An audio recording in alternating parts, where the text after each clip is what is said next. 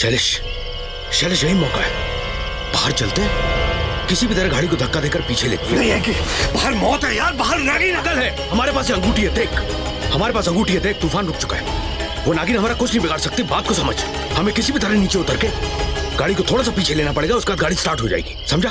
अंगद तू भी आ, कुछ नहीं होगा भाभी, कुछ नहीं होगा। अंगद, अंगद आ जा बेटा, चलो चलो जल्दी आओ। डैड आराम से डैड। धीरे धीरे से। शैलेश, हम लोग को गाड़ी को किसी भी तरह पीछे लेना होगा। संभाल के संभाल के संभाल के, गाड़ी हिलेगी। थोड़ा पीछे जाओ, खींचने की कोशिश करो।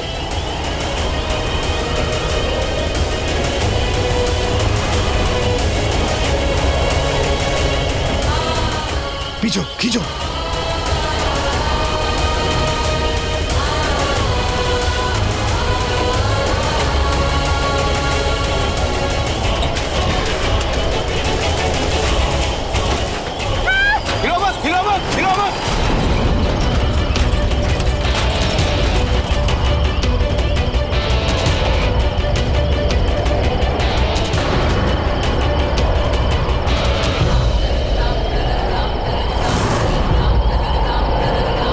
खींचो खींचो, खींचता रहे।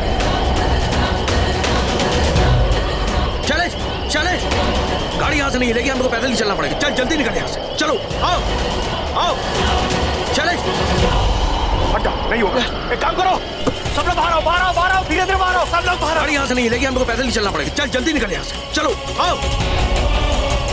बहुत धीरे से, आराम से, धीरे धीरे, संभाल के, धीरे धीरे धीरे।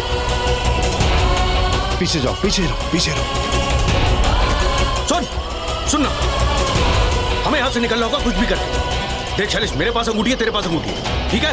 इन लोगों को बीच में रखते हैं, हाथ पकड़ो, इन लोगों को बीच में रखते हैं। वो नागिन हमारा कुछ नहीं बिगाड़ पाई, मेरी बात समझ। नहीं है कि मेरी बात सुन, बहुत खतरा है, वो नागिन कभी भी वापस कुछ नहीं होगा, मेरी बात सुन यार। ये भी टायर पंक्चर है। जब हम आए थे तो दोनों टायर ठीक थे, तो अचानक पंक्चर कैसे हो गए? मैं माँ को फोन करता हूँ और कहता हूँ कि हम यज्ञ में पहुंच नहीं पाएंगे, इम्पॉसिबल।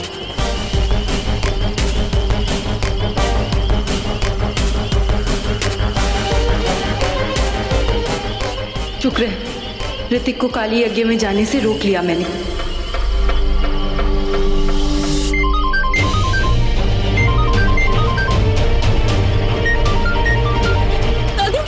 दुश्मनी क्या, क्यों पीछे पड़ी हमारी? जहाँ जाते भाभी भाभी, कुछ नहीं होगा, देखिए कुछ नहीं होगा। हम लोग जब तक साथ में हैं, वो नागिन हमारा कुछ नहीं बिगाड़ सकती। देखिए शमशान यही पास में ही है, आप लोग बस हम लोग का हाथ पकड़िए और धीरे धीरे चलते रहिए, ठीक है? घबराइए मत, धीरे आराम से।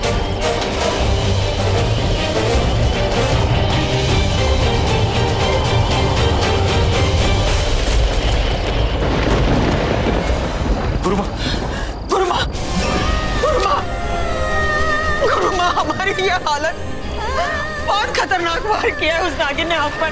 बड़ी मुश्किल से हम यहाँ तक आप पहुँचे, आपके पास। पता है मुझे, मैं सब जानती हूँ। उस नागिन को तो आना ही था,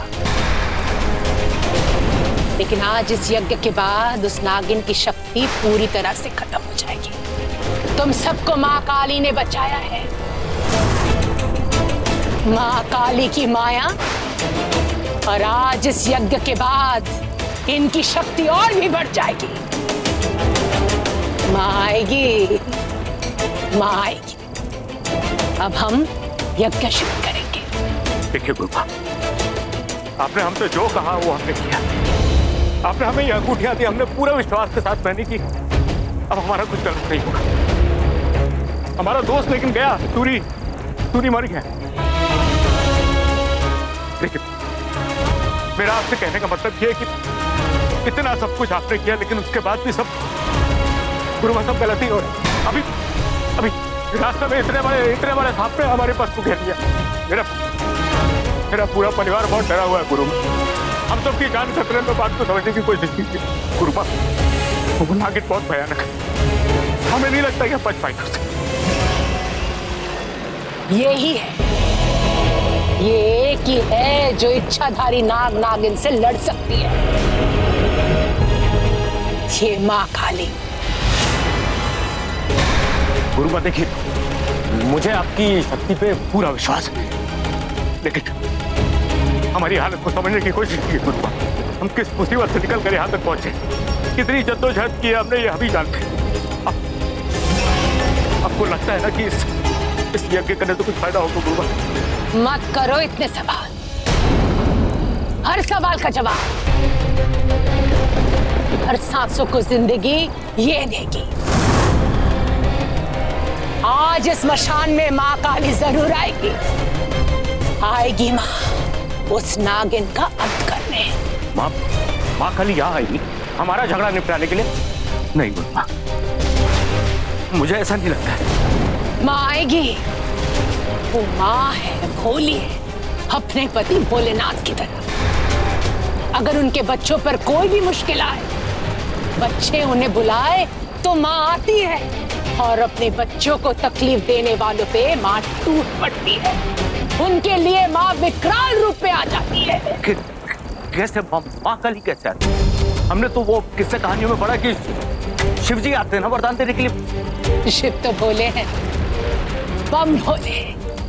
दुश्मन प्रसन्न करे तो उन्हें भी वरदान देकर जाते, लेकिन वही वरदान जब काल बन जाता है, तब वो काल को काटने के लिए सिर्फ एक ही है, काली।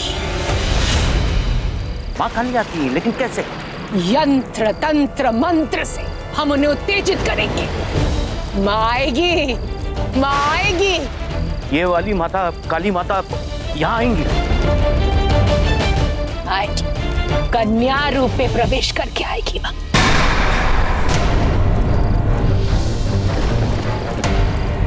सुना नहीं, जब माता किसी कन्या में चढ़ती है तो क्या होता है? वो कन्या रुद्र रूप धारण कर लेती है। वही रुद्र रूप काल है, शमशान उसका निवास है।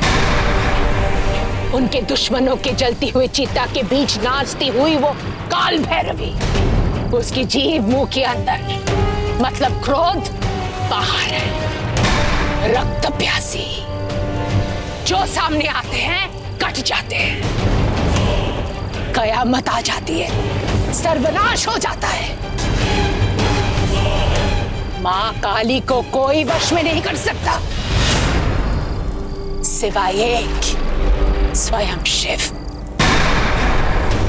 काली के धड़कते क्रोध को शांत करने के लिए शिव खुद शक्ति के पैरों के नीचे आ जाते हैं। शिव के सीने पे पैर रखते ही शक्ति शांत हो जाती है, उसकी जीभ बाहर निकल आती है, मतलब उसका क्रोध अंदर गया, पिघल गया। शिव के वश में आ जाती है वो विकराल शक्ति। वो शिव ही है, शक्ति जिनके वश में आती शांत हो जाती है। शक्ति का ये यज्ञ बहुत शक्तिशाली है। माँ काली को जागृत करेंगे। इनके काल रूप, इनके दूत अघोरी, वो नागिन चाहे जहां भी हो उसे आना होगा। आएगी वो, आएगी, आएगी वो, और फिर जान से जाएगी। एक डर है बस, अगर तुमसे ज्यादा उस नागिन ने माँ को प्रसन्न कर दिया तो ये सब बेकार हो जाएगा। पर ऐसा नहीं होने दूंगी मैं। पंडित जी, बुलाइए अघोरियों को, कहिए उनसे बजाए ढकला। दिव्या, ऐसा क्यों लग रहा है कि हम लोग कोई हॉरर मूवी देख रहे हैं? हाँ, अब तक तो नेट पे पड़ा था, आज आंखों के सामने नागिन को देख लिया रास्ते में, और अब ये सब।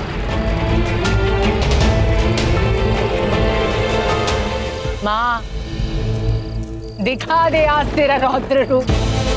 जागृत हो माँ, जागृत हो। पूरे ब्रह्मांड में एक ही महाशक्ति है, माँ काली। इस एक शक्ति की 10 महाशक्ति। रौद्र रूप, रक्त बीजी, चंड मुंड विनाशिनी चामक 10 सर वाली, गले में मुंडमान महाकाली, तारा भयंकर मुसीबतों से भक्तों को तारने वाली, 3 नेत्र वाली, काल और मशान की देवी मां तारा, छिन्न मस्तक, खुद अपने हाथ से अपना मस्तक काट के खून पीने वाली, कृष्णा और रक्त की देवियों को अपना रक्त पिलाने वाली, ईशायन का वस्त्र, नाभि में योनि चक्र, जीवन मृत्यु देने वाली शक्ति छिन्न मस्तक, 5 मुखों वाली, 16 साल की, लेटे हुए शिव के ऊपर रखे कमल पे विराजमान,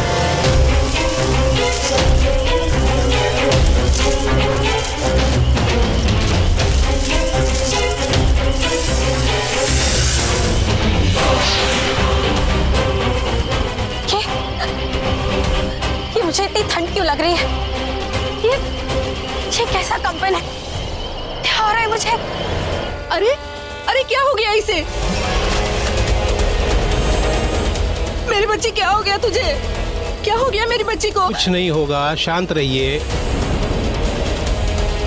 डरो मत, माँ आई है, आई है माँ, आई है, आओ मेरे पास आओ, आओ मेरे पास।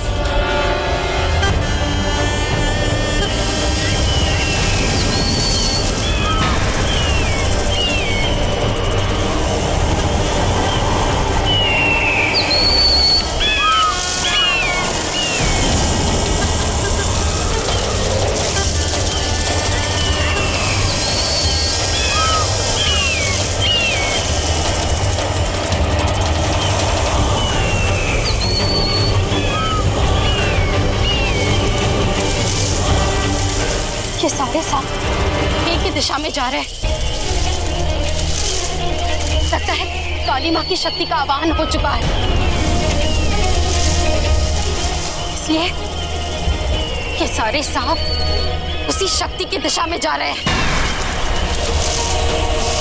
जो नहीं गया उसे ये पास उठाकर ले जाएंगे। मैं नहीं जाऊंगी, मैं नहीं जाऊंगी, मैं नहीं जाऊंगी।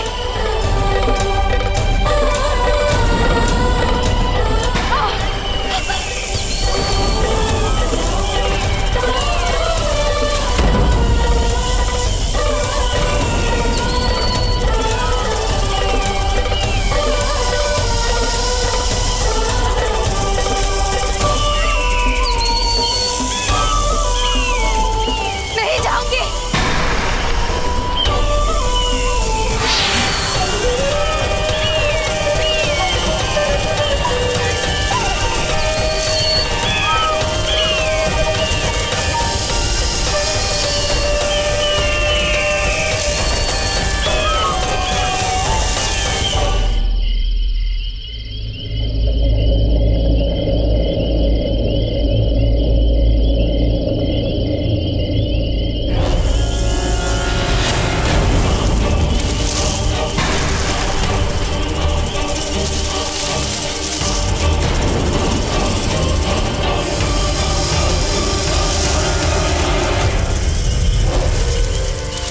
अरे ये क्या कर रही हो?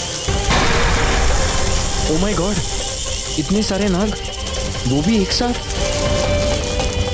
आज अमावस्या है। आज की काली रात नागों के लिए बहुत भयानक होता है। आज की रात वो कुछ भी कर सकते हैं। अच्छा, तुम्हें बहुत पता है नागों के बारे में? उनकी कोई रिश्तेदार हो क्या?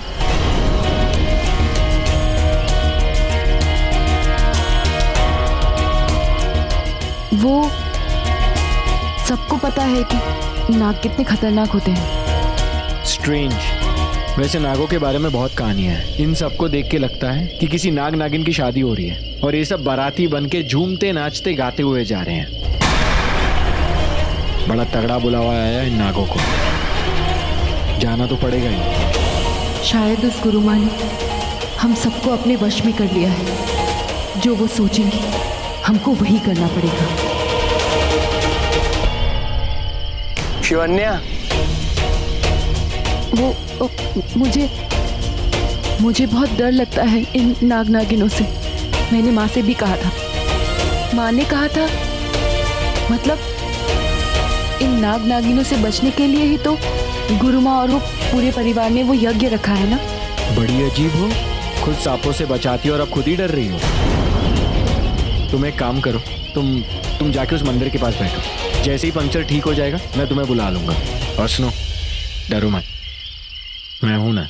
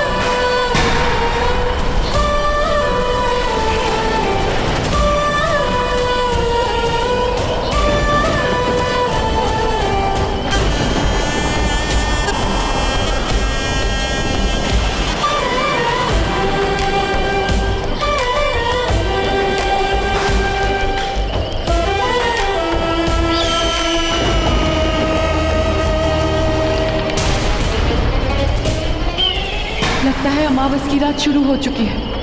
काल मेरे सर पर मंडरा रहा है। क्या करूं, कहाँ जाऊं?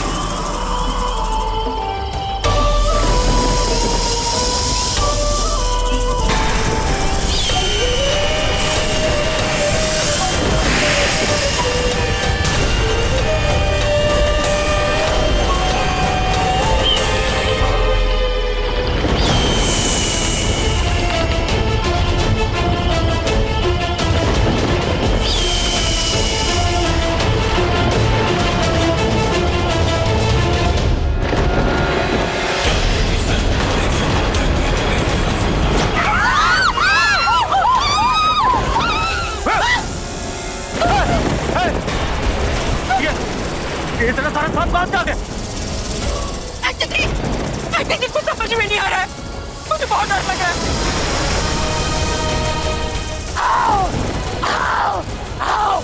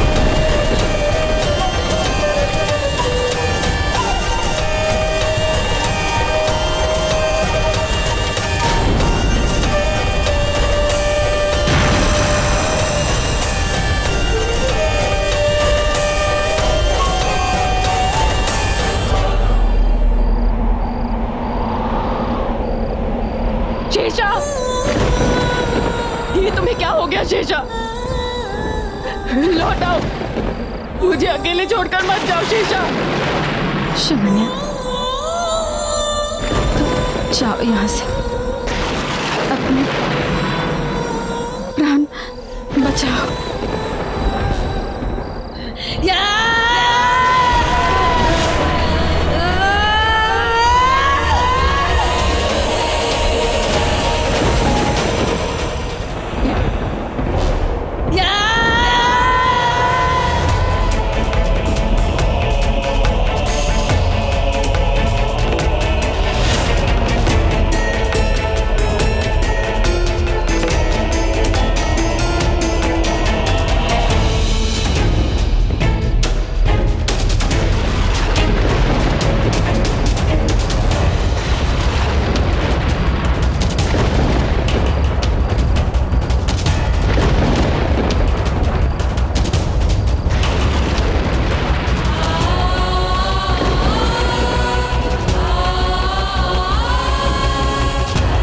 मेरे माँ बाबा को अकाल मृत्यु दे दी उन लोगों ने, आपके मंदिर में, आपके आंखों के सामने। आपके होते हुए भोलेनाथ मैं अनाथ हो गई,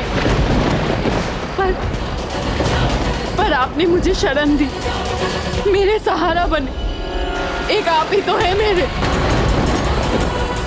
त्वमेव माता च सखा त्वमेव, त्वमेव बंधु च सखा त्वमेव। और आज भी सिर्फ आप ही रोक सकते हैं अपनी अर्धांगिनी को, अपनी शक्ति को, अपनी काली के काल को।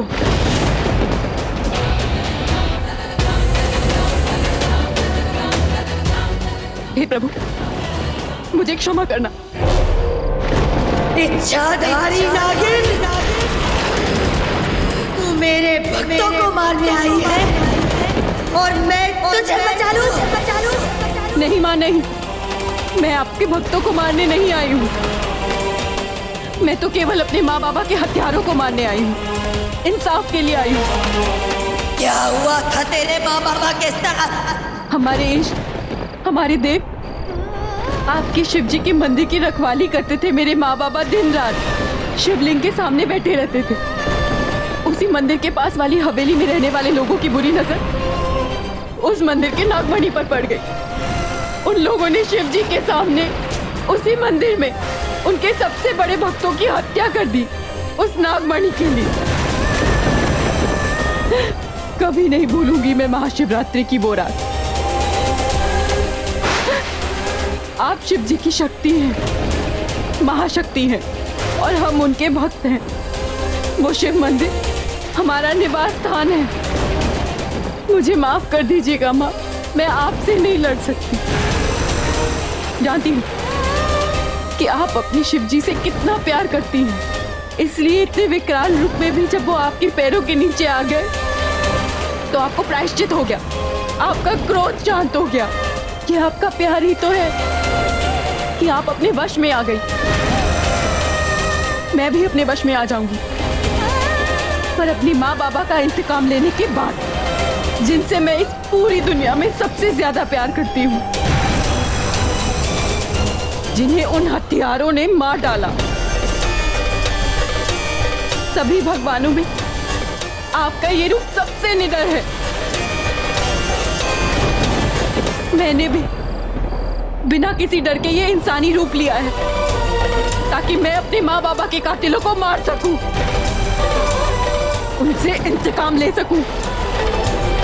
किसी निर्दोष की हत्या कभी नहीं करूंगी मैं, पर जो गुनहगार है उन्हें सजा देना चाहती हूँ। और आज वही गुनहगार आपका यज्ञ हवन करके मेरी मृत्यु का वरदान मांगने आए हैं। आपसे मृत्यु प्राप्त होना, आपके हाथों मरना मेरे लिए सबसे बड़ा सौभाग्य होगा।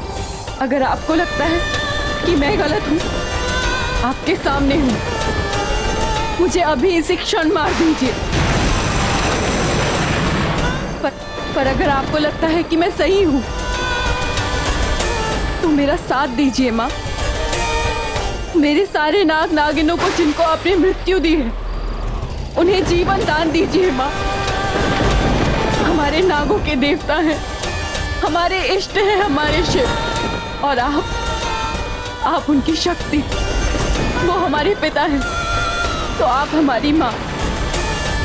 अब आप ही तय कीजिए माँ कि आपको किसका साथ देना है।